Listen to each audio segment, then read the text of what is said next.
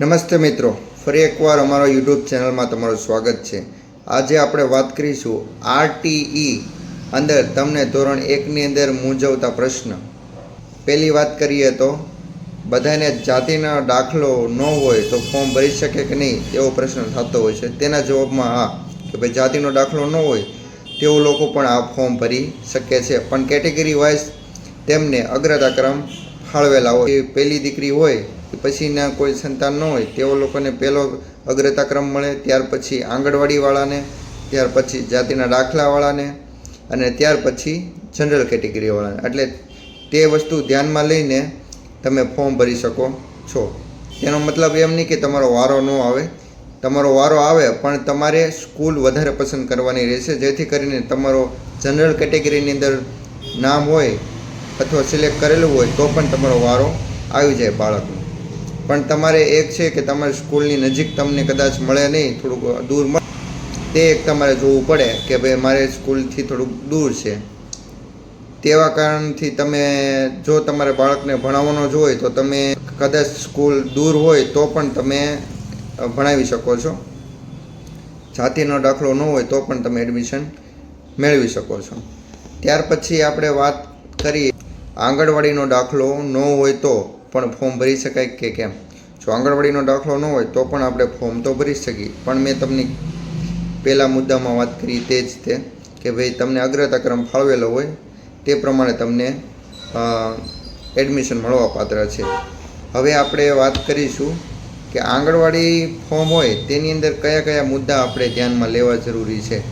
સૌપ્રથમ તમે સ્ક્રીન ઉપર જોઈ શકો છો કે સૌપ્રથમ તમારે આંગણવાડીનું ફોર્મ ભરવું હોય તો તેની અંદર 2 સ્ટેપ તમને ખાસ ધ્યાનમાં લેવાના જરૂરી છે। તેમાં સૌથી પહેલું છે કે તમારા સરકારી આંગણવાડીની અંદર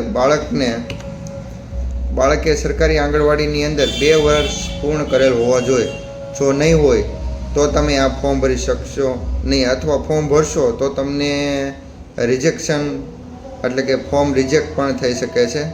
સ્ટેપ નંબર 2ની અંદર છે ને આંગણવાડીના ફોર્મ હું તમને અત્યારે બતાવું છું કે આંગણવાડીનું ફોર્મ આ છે, તેની અંદર ચાર જગ્યાએ સ્ટેમ્પ હોવા ફરજિયાત છે। એમાં 2 રાઉન્ડ સ્ટેમ્પ આવશે અને એક કાર્યકરનો અને એક સુપરવાઇઝરનો સ્ટેમ્પ આવશે, બરાબર? તે તમે વેરીફાઈ કરી લેજો।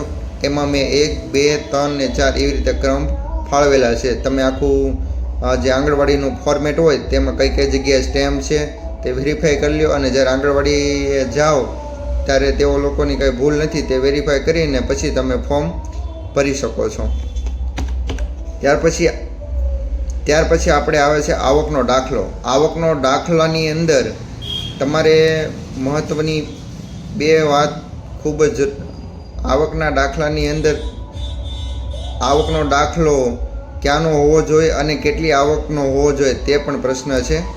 આવકનો દાખલો શહેરી વિસ્તારનો કે ગ્રામ્ય વિસ્તારનો હોવો જોઈએ અને તેની આવક મર્યાદા શહેરી વિસ્તાર માટે 1,50,000 અને ગ્રામ્ય વિસ્તાર માટે 1,20,000 હોવી જોઈએ। તેમાં સમજવા જેવી વાત એ છે કે નોંધ કરવા જેવી વાત એ છે કે ગ્રામ્ય વિસ્તારની અંદર રહેતા હોય તેઓને ગ્રામ્ય વિસ્તારની અંદર જ તે ફોર્મ ભરવું તે વધારે અનુકૂળ રહેશે, અને શહેરી વિસ્તારના જે માણસો હોય તેને શહેરની અંદર ફોર્મ ભરવું વધારે અનુકૂળ રહેશે। એનું કારણ એ છે કે જો ગ્રામ્ય વિસ્તારની અંદર રહેતા હોય તેઓ જો શહેરી વિસ્તારની અંદર ફોર્મ ભરશે તો તેઓનું ફોર્મ રિજેક્ટ થવાના કારણ હોય છે। એનું કારણ એ છે કે શહેરી વિસ્તારની અંદર રહેતા લોકોની આવક અને ગ્રામ્ય વિસ્તારના લોકોની આવક મેચ થતી નથી, તેવા કારણથી પણ રિજેક્ટ થાય છે અથવા હોદ્દો બદલાઈ જાય છે। તમે તલાટી મંત્રીનો ગ્રામ્ય વિસ્તારનો સહી સિક્કાવાળો આવકનો દાખલોનું ફોર્મ તમે શહેરી વિસ્તારમાં ભરો તો કાયદેસર રિજેક્ટ થવાના કારણ હોય છે। તો તમારે એ વાત ખાસ ધ્યાનમાં લેવાની જરૂરી છે આવકના દાખલા બાબતે। આ પ્રશ્ન સિવાય તમને જો કોઈ પણ મૂંઝવતા પ્રશ્ન હોય તો તમે કોમેન્ટ બોક્સની અંદર કોમેન્ટ કરી શકો છો અને વિડીયોને લાઇક એન્ડ શેર કરી શકો છો, જેથી કરીને આ જે નોર્મલ વસ્તુ છે તે વસ્તુ વધુમાં વધુ માણસો સુધી શેર થાય અને તેઓને જાણકાર થાય, જેથી ભૂલ થવાની શક્યતા ખૂબ જ ઓછી થાય અને બાળકો અને તેના વાલીઓ આ બાબતે હેરાન ન થાય તેના માટે।